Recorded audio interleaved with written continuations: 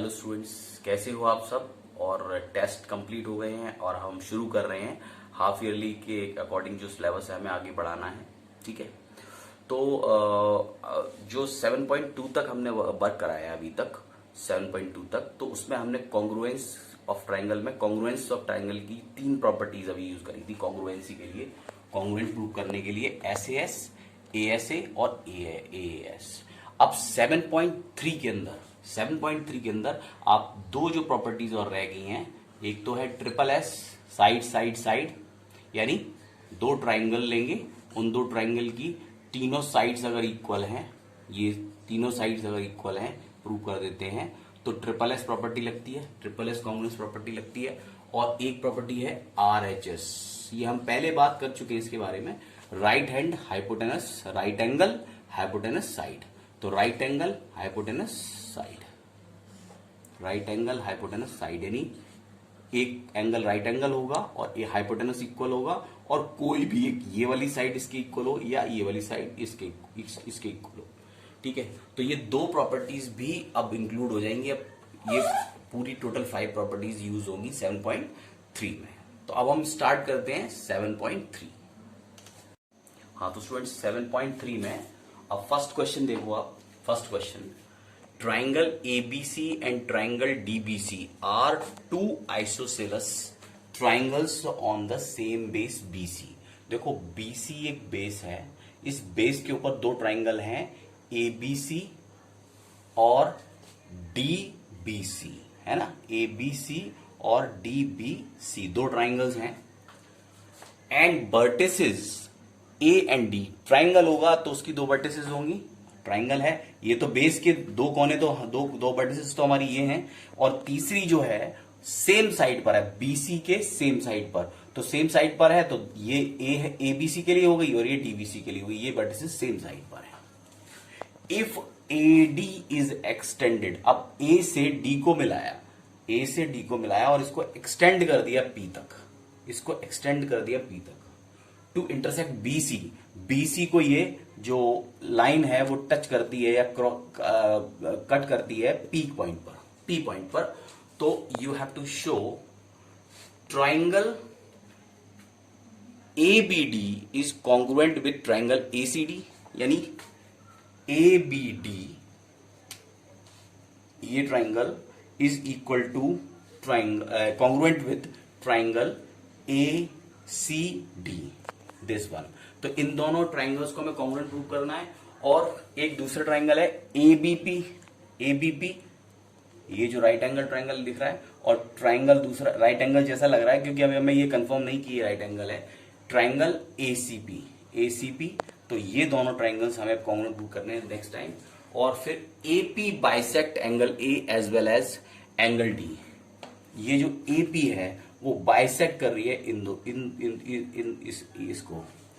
इसको बाइसेक्ट कर रही है। इसका मतलब क्या है, एंगल A को ये बाइसेक्ट कर रही है, ठीक है, और एंगल D को भी, एंगल A और एंगल D दोनों को ये बाइसेक्ट कर रही है। AP is the perpendicular bisector of BC। सो अब ये प्रूव करना है कि AP इसका परपेंडिकुलर बाइसेक्टर है BC का, यानी BP और CP दोनों इक्वल भी प्रूव करने हैं। अगर BP और CP जो दोनों लाइन सेगमेंट है, इन दोनों को भी इक्वल प्रूव करना है, तो ये प्रूव हो जाएगा कि ये इसका परपेंडिकुलर बाइसेक्टर, इसका परपेंडिकुलर बाइसेक्टर है। ठीक है, तो इसका फर्स्ट पार्ट करते हैं पहले। ABD is congruent with ACD, है ना। तो फर्स्ट पार्ट में क्या करेंगे, in triangle ABD and triangle ACD, तो ABD और ACD में अब ABC और DBC दोनों आइसोसेलेस ट्राइंगल हैं, तो इसका मतलब है ये दोनों AB और AC इक्वल है, लिखेंगे AB is equal to AC। ठीक है, दूसरा BDC भी एक आइसोसेलेस ट्राइंगल है, तो BD is equal to DC, BD is equal to CD, BD is equal to CD। ठीक है, और इनके बीच में AD है और AD is a common side, तो लिखेंगे AD is equal to AD, यानी ये हो गया गिवन, कह सकते हो यहां पर गिवन ये आइसोसेलेस ट्राइंगल है, ठीक है, या लिखें आप triangle ABD is a isosceles triangle, और यहां लिख देंगे triangle DBC is a isosceles triangle, ठीक है, और ये कॉमन साइड तो ये हो गया। So triangle ABD is congruent with triangle ACD bye triple S property, Congress property या प्रॉपर्टी, ट्रिपल S प्रॉपर्टी। बस फर्स्ट पार्ट हो गया, ठीक है। अब आते हैं इसके सेकंड पार्ट पे, इसी का सेकंड पार्ट में क्या है, इन ट्राइंगल ABP। अब देखो सेकंड पार्ट से पहले ABD और ACP अगर कॉन्ग्रुएंट हैं तो आप कहेंगे कि angle angle BAD will be equal to angle CAD, ठीक है, बाई CPCT, ठीक है, corresponding part of congruent triangle, ठीक है। अगर ये हमने CPCT प्रूव कर लिया, अब सेकंड पार्ट लेते हैं तो इसमें लिखेंगे in triangle ABP and triangle ACP, ABP and in triangle ACP, तो फिर वही AB is equal to AC, ठीक है, क्योंकि triangle ABC is a isosceles triangle, ठीक है। दूसरा एंगल BA, इसे P कह सकते हैं, BAP, BAD BAP एक ही बात है, BAP या BAD should be this is equal to angle CAP, ठीक है, ये है प्रूव्ड अर्लियर लिख सकते हैं। और इसमें तीसरा ये होगा कि AP is a common side, तो यहां लिखेंगे AP is equal to AP, this is common side, तो लिखेंगे triangle ABP is congruent with triangle ACP bye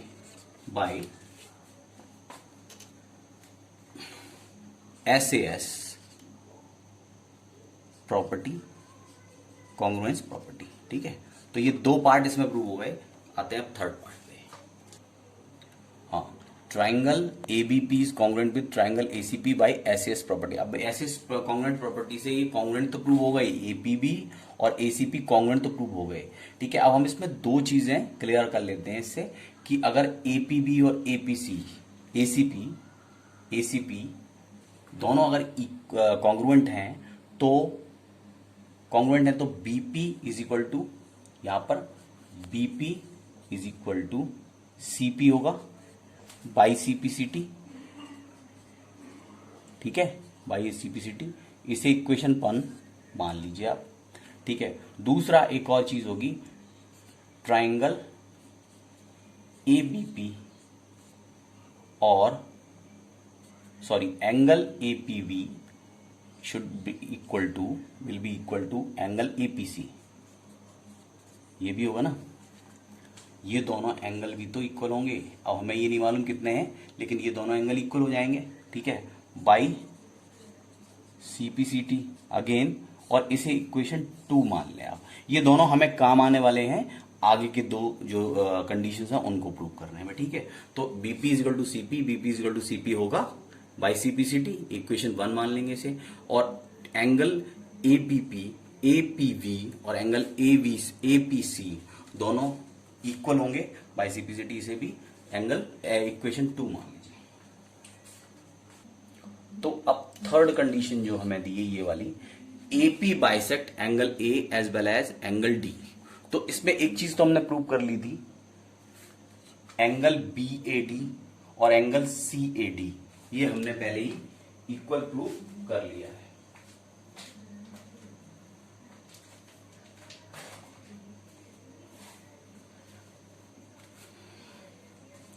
angle BAD और एंगल CAD ये पहले ऑलरेडी प्रूव कर चुके हैं। Angle since angle BAD is equal to angle CAD, यहां लिखेंगे प्रूव्ड अर्लियर,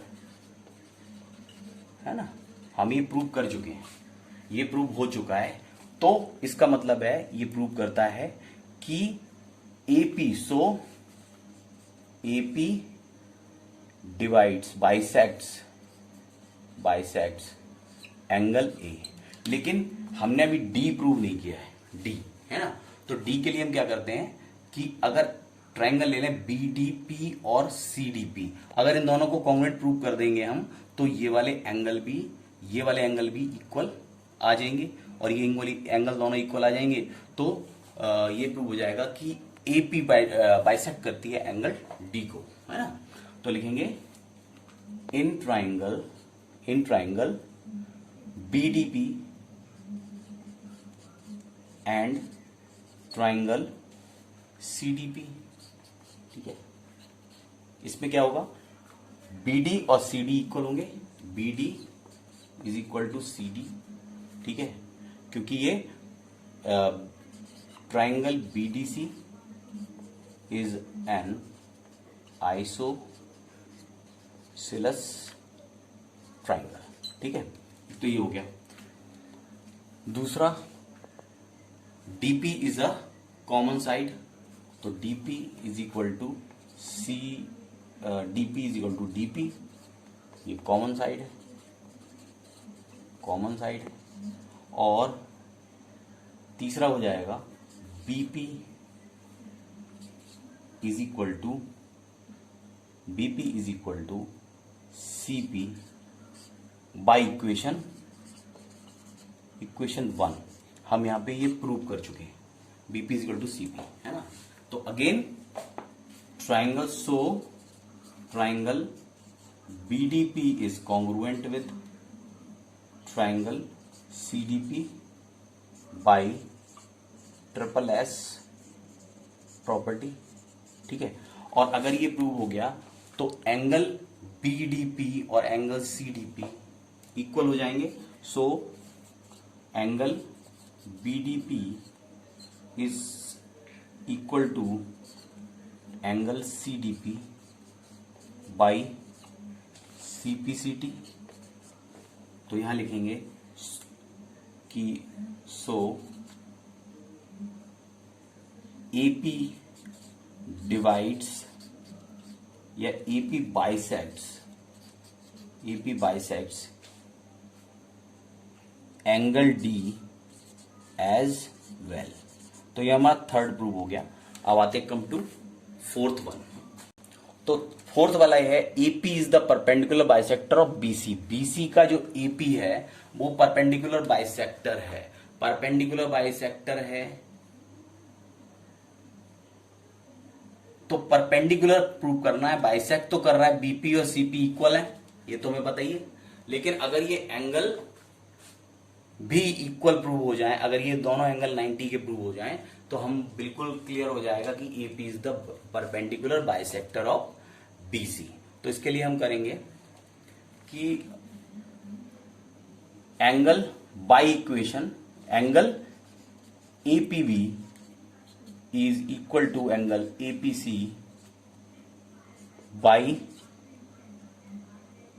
बाय इक्वेशन 2, है ना। ये इक्वेशन 2 हमने प्रूव करी थी, ABP और APC इक्वल, और यहां पर लिख देंगे is equal to x, let कर लेंगे इसे, ठीक है, इज इक्वल टू एक्स, इसे या ऐसे करो, यहां पर इसको हटा दो और यहां लिखेंगे, ये प्रूव कर चुके हैं हम, इज इक्वल टू एक्स मान लो, ठीक है, यहां पर ऐसे एक्स लेट कर लो बाई इक्वेशन 2 यहां लिख दो, ठीक है। अगर इन दोनों को एक्स मान लेंगे तो ये भी एक्स है और ये भी एक्स है, ठीक है।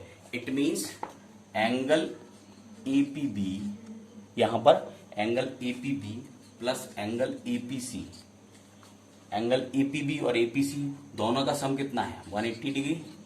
अब एंगल एपीबी और ये दोनों इक्वल हैं, एपीबी और एपीसी, ये एक्स है और ये भी एक्स है ना, तो ये दोनों हो गए, इसको कहेंगे 2x इक्वल टू 180 और x is equal to 180/2, x is equal to 90 degree, x equal to 90 degree. It means ये दोनों angle, so angle APB is equal to angle APC is equal to 90, both are 90, ये दोनों 90 हैं, तो लिखेंगे सो क्या prove हो गया कि AP एंड भी लिख लो, and BP is equal to CP, ये दोनों बातें हैं, तो लिखेंगे so AP is the perpendicular और बाइसेक्टर